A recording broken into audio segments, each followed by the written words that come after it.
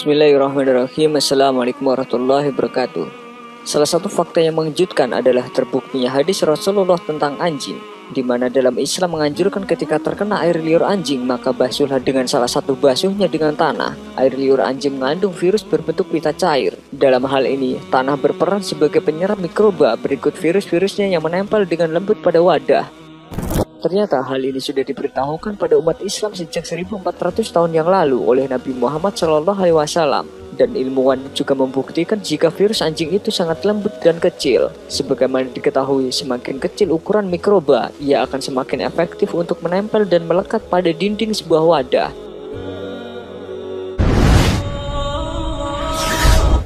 Sebelum masuk pembahasan utama, sebaiknya kita pelajari dulu fakta singkat tentang anjing. Dr. Ian Wright menemukan 180 sel telur ulat dalam 1 gram bulu anjing. Seperempat lainnya membawa 71 sel telur yang mengandung jentik-jentik kuman yang tumbuh berkembang. 3 di antaranya dapat matang yang cukup dengan menempelkannya pada kulit. Sel-sel telur ulat ini sangat lengket dengan panjang mencapai 1 mm. Data statistik di Amerika menunjukkan bahwa terdapat 10.000 orang yang terkena virus ulat tersebut, kebanyakan adalah anak-anak. Secara ilmiah, anjing dapat menularkan berbagai macam penyakit yang membahayakan karena ada ulat-ulat yang tumbuh berkembang biak dalam ususnya. Para dokter menguatkan bahaya ulat ini dan racun air liur yang disebabkan oleh anjing. Biasanya, penyakit ini berpindah pada manusia atau hewan melalui air liur pembawa virus yang masuk pada bekas jilatannya atau pada luka yang terkena air liurnya. Ketika ulat-ulat ini sampai pada tubuh manusia, maka ia akan bersemayam di bagian organ tubuh manusia, yaitu paru-paru. Ulat yang bersemayam di paru-paru, hati, dan beberapa organ tubuh bagian dalam lainnya mengakibatkan terbentuknya kantong yang penuh dengan cairan. Dari luar kantong ini diliputi oleh 2 lapisan dengan ukuran kantong sebesar bentuk kepala embrio. Penyakit tersebut berkembang dengan lambat. Ulat Echinococcus dapat tumbuh berkembang di dalam kantong itu selama bertahun-tahun. Dr. Al-Ismail Al-Muhajir juga mengatakan anjing dapat menularkan virus Toxkarasin. Virus ini dapat mengakibatkan kaburnya penglihatan dan kebutaan pada manusia.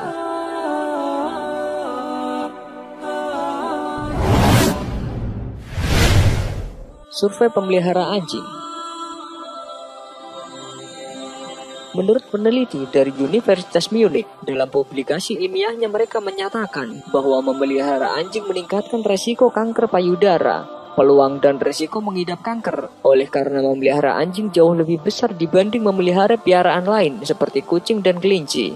Sebanyak 79,7% penderita kanker payudara ternyata sering bercanda dengan anjing, di antaranya dengan memeluk, mencium, menggendong, memandikan, dan semua aktivitas perawatan anjing. Hanya 4,4% pasien yang tidak memiliki hewan peliharaan.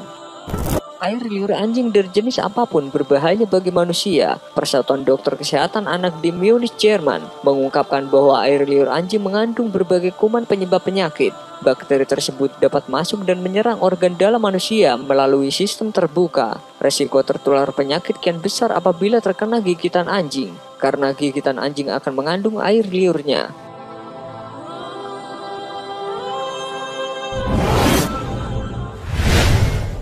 Hadis Rasulullah. Dari Abu Hurairah radhiyallahu anhu, Rasulullah Shallallahu alaihi wasallam bersabda, "Sucinya bejana kamu yang dijilat anjing adalah dengan cara mencucinya sebanyak 7 kali, dan yang pertama dengan tanah." Imam An-Nawawi rahimahullah berkata dalam Syarh Sahih Muslim, mazhab kami dan mazhab mayoritas ulama bahwa yang dimaksud dengan cucilah 7 kali dan salah satunya adalah dengan tanah dicampur air.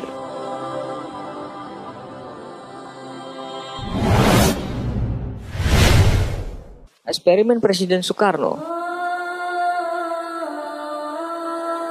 Sayyid Muhammad bin Alwi Al-Maliki menjelaskan bahwa kajian ilmuwan membuktikan bahwa air liur anjing mengandung mikrobakteria sehingga jika objek yang terkena air liur anjing dicuci dengan sabun, maka tidak menjamin bersih dari mikrobakteria tersebut. Untuk mematikan kuman tersebut harus dengan cara ditaburi tanah atau debu yang dicampur air. Cara ini terbukti berkesan berdasarkan kajian dan unit kaji makmal yang di masa Rasulullah SAW sudah tidak ada.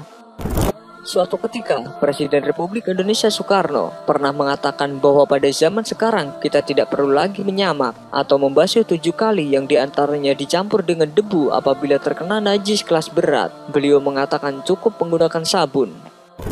Pendapatnya ditentang oleh para ulama Indonesia pada waktu itu. Para ulama tersebut meminta Presiden untuk melakukan eksperimen membuktikan mana yang lebih relevan, penggunaan sabun atau dengan debu. Maka dilakukanlah eksperimen dengan sampel 2 benda yang dijilat oleh anjing. Satu diantaranya dicuci menggunakan sabun dan yang satu lagi dibersihkan dengan debu. Hasil dari pengamatan mikroskop didapati bahwa benda yang dibasuh dengan menggunakan sabun masih terlihat kuman dari hasil jilatan anjing. Sebaliknya, benda yang dibersihkan dengan debu sangat bersih dan terbebas dari kuman.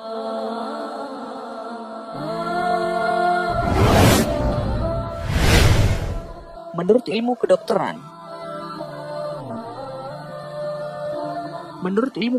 modern, melalui sebuah penelitian yang dipimpin oleh Profesor David Livermore, yang merupakan Profesor Medical Microbiology di Norwich Medical School, diketahui bahwa tanah mengandung 2 unsur yang dapat membunuh kuman-kuman, yaitu tetrasiklin dan tetraolit. 2 unsur ini digunakan untuk proses pembasmian atau sterilisasi beberapa kuman. Eksperimen dan beberapa hipotesis menjelaskan bahwa tanah merupakan unsur yang efektif dalam membunuh kuman. Tanah mengandung unsur yang cukup kuat menghilangkan bibit-bibit penyakit dan kuman-kuman. Hal ini berdasarkan dari molekul-molekul yang terkandung di dalam tanah akan menyatu dengan kuman-kuman tersebut, sehingga mempermudah dalam proses sterilisasi kuman secara keseluruhan. Ini sebagaimana tanah juga mengandung materi-materi yang dapat mensterilkan bibit-bibit kuman tersebut. Para dokter mengemukakan kekuatan tanah dapat menghentikan reaksi air liur anjing dan virus-virus di dalamnya lebih besar karena perbedaan dalam daya tekan pada wilayah antara cairan air liur anjing dan tanah. Maha suci Allah, ternyata hadis Rasulullah yang dulu belum bisa dibuktikan, tapi di era sekarang sudah terbukti. Pertanyaannya adalah, apakah ini sebuah kebetulan? Lalu siapakah yang memberikan hakikat ilmiah ini kepada Nabi Muhammad SAW? Tak lain dan tak bukan, sudah tentu jawabannya dari Allah Subhanahu wa Ta'ala. Allah memberi petunjuk tersebut kepada Nabi Muhammad SAW dan juga segala hal yang berguna atau bermanfaat bagi umatnya. Semoga pengetahuan ini dapat menambah keimanan kita dan makin mencintai hadis-hadis Rasulullah SAW.